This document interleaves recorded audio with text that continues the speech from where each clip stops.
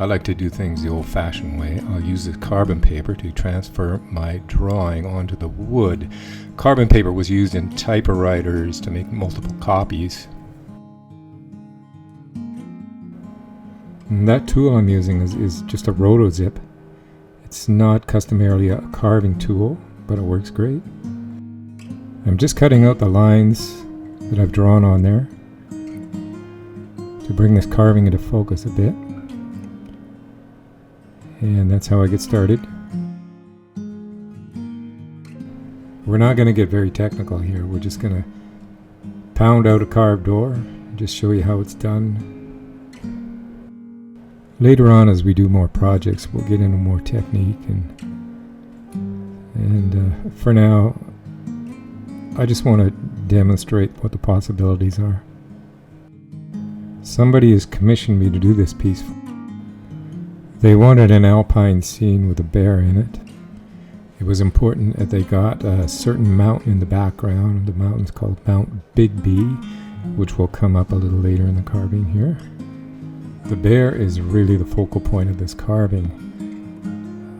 As you see, I'm doing some alpine flowers. Create a little foreground for the bear. There's the alpine trees. They're very narrow because of the snow that falls on them. And over the winter they create quite a snow well, which is a big hole. As they're shedding the snow all winter long, there could be 10, 15 feet of snow up there, and some of those snow wells around those trees at the base of those trees could be 15 feet deep. They're the most treacherous thing for skiers. This carving is mostly about the bear, so I'm going to carve in a lot of the bear right now and build the scenery around it,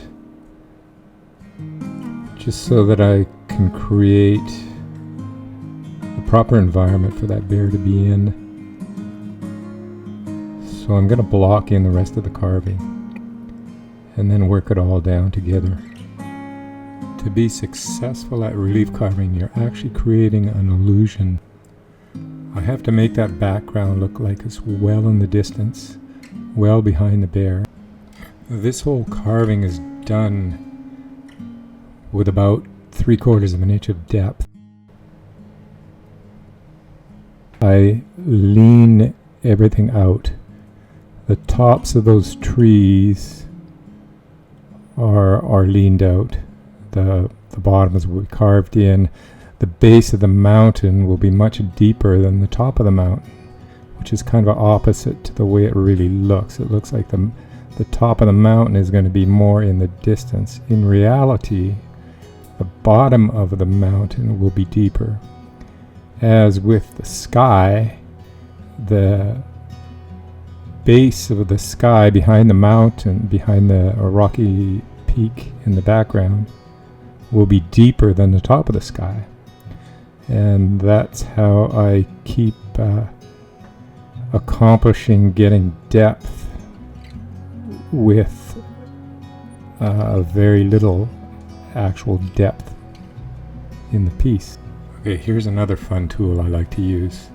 I like to get out my electric chainsaw, especially in this case where I'm going to lean the sky in, and it'll be deeper around that mountain peak than the top. So I'll use the electric chainsaw. I use the electric chainsaw quite a bit in different carvings when I'm inside. It's a little messy using a gas powered chainsaw, but these electric ones are great. Okay, and I'll work a little more detail into this picture. I'm going to start creating the illusion of depth. I'm starting to wind it up right now. Here I'm detailing the fur into the bear.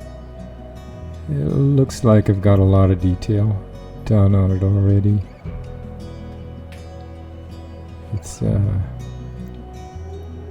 The photography could have been better. Live and learn. There's a lot of technical things I could be showing you, but I'm really not trying to show you how to do a carving. I'm just showing you how a carving gets done.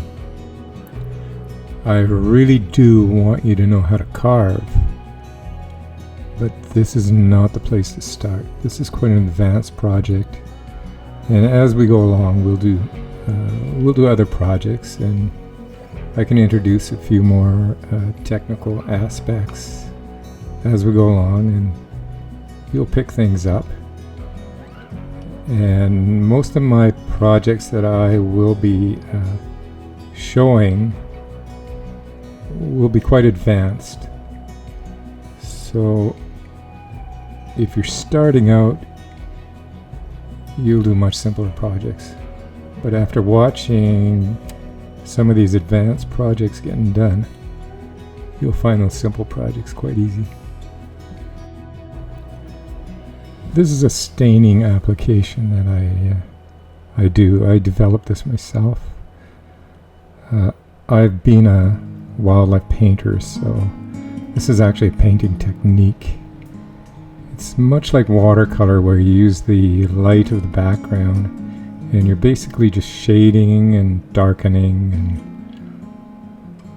and I find it works really good on a carving. I'm only using one color there, but I'm shading it lighter and darker. And sometimes I will incorporate some black also. Looks like I used a little black on the eyes, maybe the nostrils, and but very little. I'll use this gel stain, and I like it because it has a lot of depth. I can go light and dark really well. So I'll generally stain the whole thing out, and then I'll go back and tweak it.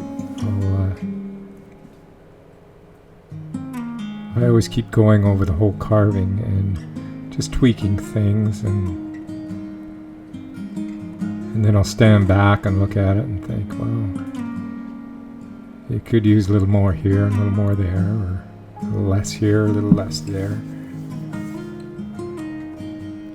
This mountain I'm working on, it's called Mount Bigby. That's the mountain that these people wanted in their picture. It's a local mountain to their area. It's called Mount Bigby, named after this judge guy that roamed around the Western Canada, middle of the 18th century. Later called the Hanging Judge. But I'm sure the native folks had quite a beautiful name to that mountain. I should look into that and find out what it was, or is, or who knows. I like the way the native peoples named things. They named things after their natural beauty and power and majesty. The white man came in and named things after themselves, after their egos. Now there's the finished door, and there's another couple of doors here that I've just recently finished. Thought I'd just show them off here, let you know what we're doing.